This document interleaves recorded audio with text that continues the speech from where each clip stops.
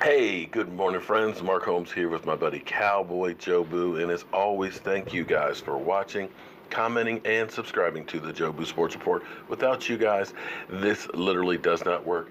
Let's get open for business this Sunday morning without football. I know it sucks that today we don't have, well, we do have AAF football, but that we don't have NFL football. But I got to tell you, every Sunday that we don't have football gets us one Sunday closer to when we do. We're not that far away, guys. We really aren't. And as the clock says, 186 days, 10 hours, 14 minutes, and 10 seconds away from kickoff of the 2018 season. And that clock is just ticking away. We've already gone through the darkest hour after the Super Bowl where there's nothing going on. We have 3 days before the Cowboys have to either have a contract for DeMarcus Lawrence or a franchise tag. 3 days. March 6th. Next Monday, a week from tomorrow, free agency really begins. That's when teams are able to talk to players and their agents. Wednesday, they can actually sign them. And the Cowboys, they're trying to figure things out.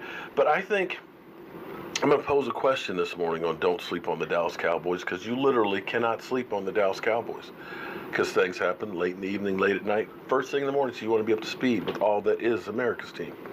So, my thoughts. I think that the Dallas Cowboys have had the aha moment, the rude awakening.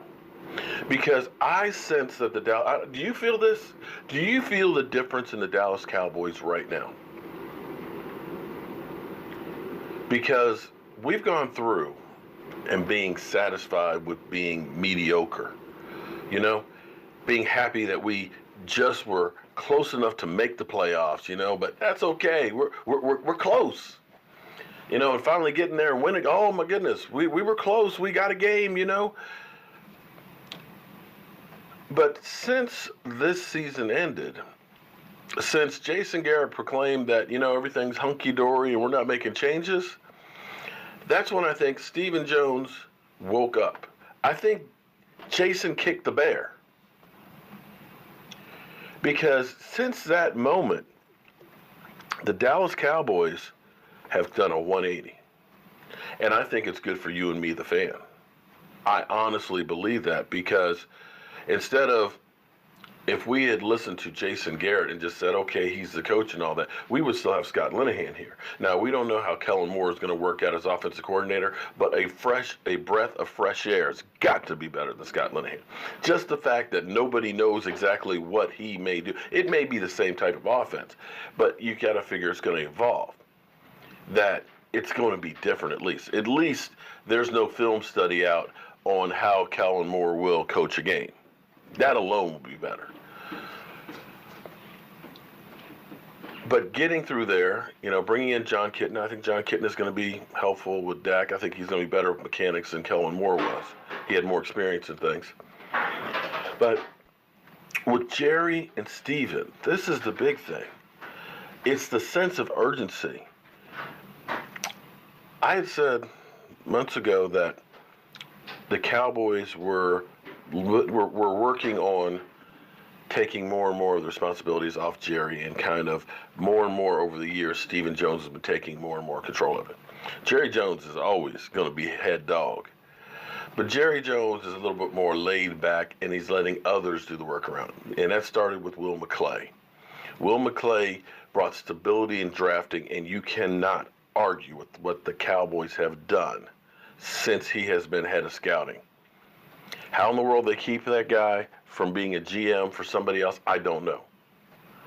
But that was the first change. And it was a great one.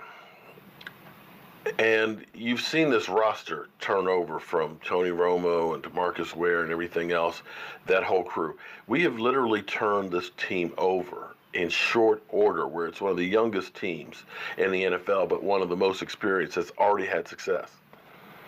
And that you could look at and say, well, that's good enough. You're heading the right direction. But now they're risking, and here's the thing, they could go ahead and say, Jason Garrett, we're going to give you another year extension. Just to be sure, because if, in fact, the Cowboys do go through next year and have a great season, and let's say, hypothetically, they make Stephen A. Smith cry by winning the Super Bowl, tears of joy, that is, then Jason Garrett's a free agent. And you risk him being able to go anywhere he wants to.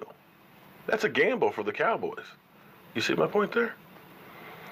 But the Cowboys, I think, are at the point of, we're all in. Everybody's job is on the line. We have to get a ring now. We're tired of waiting. For us, for the fans, for the organization, we need to go right down the throat of the NFL and basically tell them to read between the lines. We're the Dallas Cowboys, damn it, and you can't stop us. So I believe with that sense of urgency, that whole thing, I mean, you hear Jerry Jones say things over and over again. I'd write a check for $1 billion for another Super Bowl. Surprised the NFL hasn't taken him up on that one. You know what I'm saying? I don't know any other owners that say they'll write a check for $1 billion. He said things like, you'd be embarrassed at how big a check I'd write. He said things like, it's not about making money anymore. Another $1 billion is not going to do me to get. But Jerry, if you got an extra you want to get rid of, us fans, there's some of us that could use. You could just have a free Sunday for all the fans to go see a game. How about that? If it's not about the money. But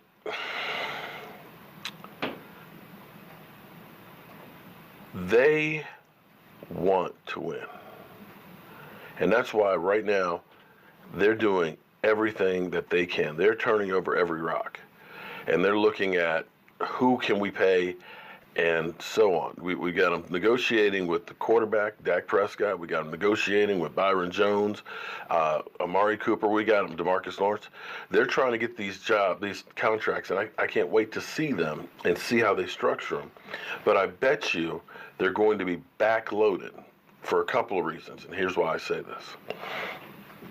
One, if you backload it, you give a big signing bonus on the contracts. You spread that out over the length of the contract.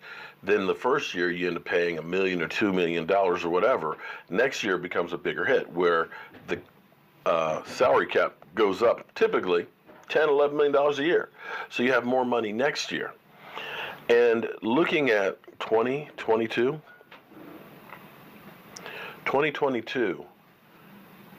is when the collective bargaining agreement ends and the negotiations begin. You may be looking at an uncapped year. You may also be looking at another player in the pocket, filling the pockets of the NFL. I believe that between Amazon or Google or somebody is going to come through and they're going to buy the package to stream games. You already see it be teased out there. Somebody's going to come up with a big pile of money to get the rights to some of these games and make a boatload of money for the NFL. In which case, when the NFL makes more money, the salary cap goes up. So this is where you've got to be forward thinking in what you're doing. You don't look at what the cap is today. What will the cap be 3 years from now? So if I end up saying, okay, Dak, we're going to give you a big signing bonus and kick that money down the road and save some cash right now, and you go through and you can get an Earl Thomas who's not going to get paid $15 million a year. Not unless it's a $15 million a year full of incentives. We win the Super Bowl, you get $15 million. How's that? You get 10 interceptions, you get $12 million. You come in and play for the Dallas Cowboys, you get $8 million guaranteed for this year. Something like that. Then I can see that. Yeah, we can do that. So you're going to see, and it'll be interesting when we start hearing about these contracts that are signed, and I think they're going to get Lawrence's done before the deadline. to see how they're structured, to see how much room they leave in it, because that will give you a window on what they're going to do in free agency. Because I think they're trying to free up cash, because the urgency is there, and they're going to be a player this year. So I got some work to do out in the shop. Might be able to get this next piece put in place here. If we do, we'll live stream while we're reorganizing the place. And of course, any news that breaks on the Dallas Cowboys, you can find it right here or on my other channel, Cowboy Joe Boo. And I'll see you guys soon.